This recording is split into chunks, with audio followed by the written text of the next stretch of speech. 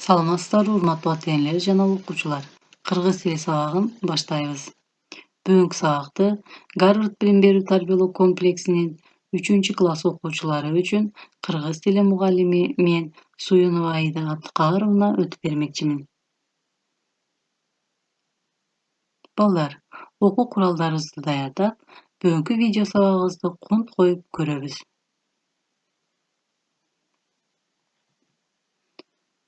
Балдар, сүрөттөн силер эмнени көрүп турасыңар? Азаматсыңар. Бул боз үй. Боз үй кыргыз элинин байыркы мезгилден бери колдонуп келе жаткан турак жайы. Ал элдин жашоо шартына ылайыкталган, жөнөкөй, жеңил, көчүп конууга жана тигип чечүүгө ыңгайлуу көркөм үй.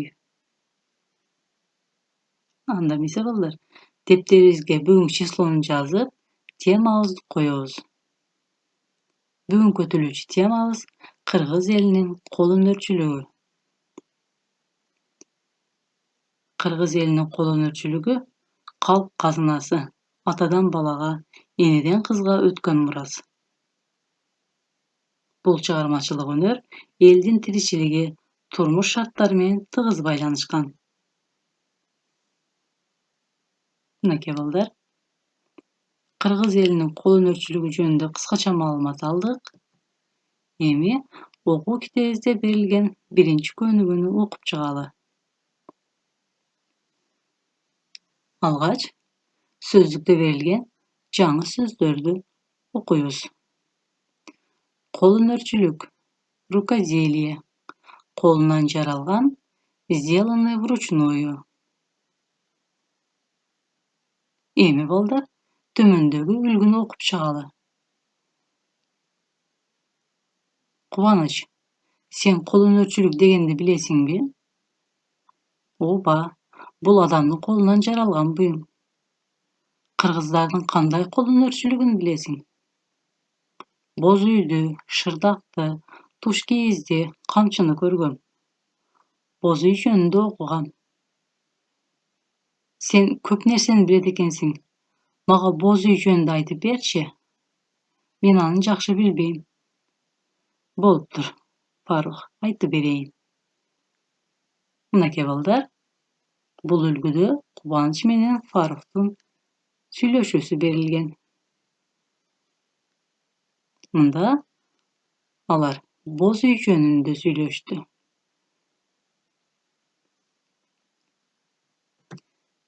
Эми балдар, төмөндө берилген боз үй жөнүндө текстти окуп чыгалы.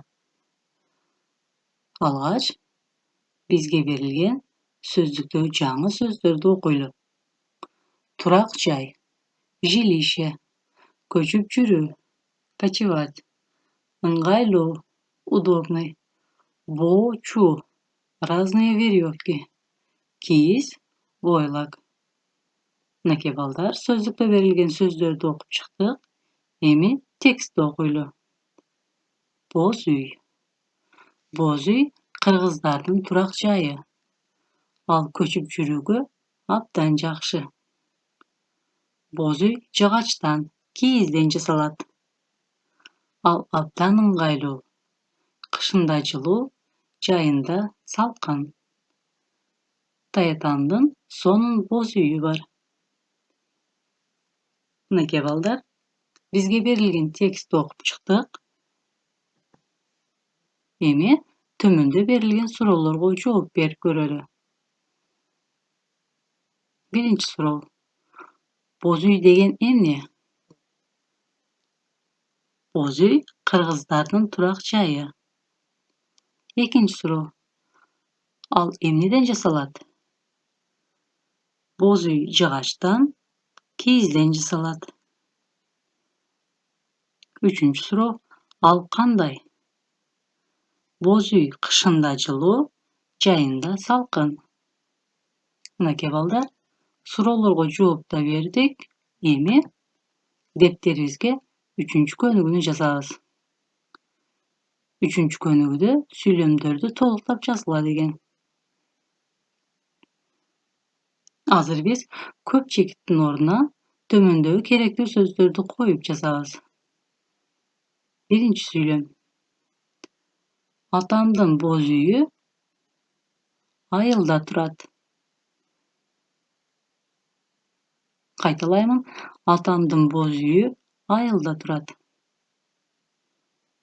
Ekinci söylem. Al abdan qoz. Qaytalayman. Al abdan qoz. Üçüncü söylem. Jayloda biz boz үйdө жашаганбыз. Qaytalayman. Jayloda biz boz үйdө жашаганбыз. Dördüncü söylem. Menin çoň enem boz үйdü jasagandy bilet. Qaytalayman. Menin çoň enem boz үйdü jasagandy bilet. Mınaki ballar, süýlemlerdi toltap çykdyk. Egerde jazyp bitken bolsaňar,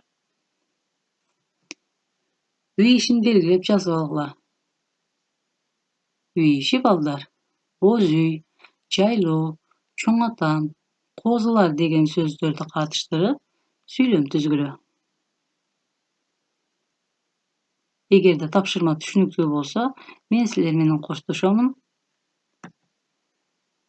Urmatly ata-eneler jana okuwçylar, bugünkü sabagybız soňuna jetdi. Köňül burganyňyzlar üçin çoň rahmat. Salamatda kalyňyzlar.